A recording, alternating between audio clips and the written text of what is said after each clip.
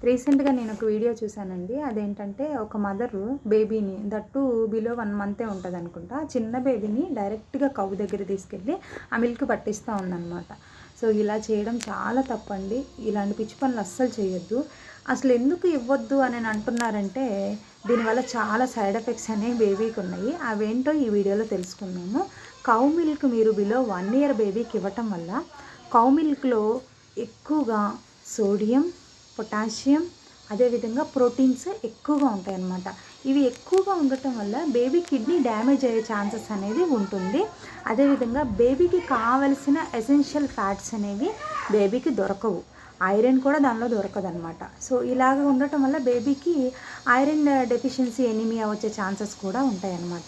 అదేవిధంగా ఇవి తీసుకోవడం వల్ల కొన్నిసార్లు బేబీకి ఆ ఇంటెస్టినల్ లైనింగ్ అనేది కూడా అది డ్యామేజ్ అయ్యి కొన్నిసార్లు బ్లడ్ లాస్ కూడా అవుతుందన్నమాట. అంటే మోషన్‌లో బ్లడ్ కూడా పడటం ఇలాంటివి జరుగుతదనమాట.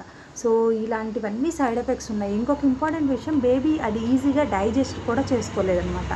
ఇలాంటివన్నీ సైడ్ ఎఫెక్ట్స్ మేజర్‌గా ఉన్నాయి కాబట్టి కౌ మిల్క్‌ని బిలో 1 ఇయర్ బేబీకి ఇవ్వకూడదు. Thank you.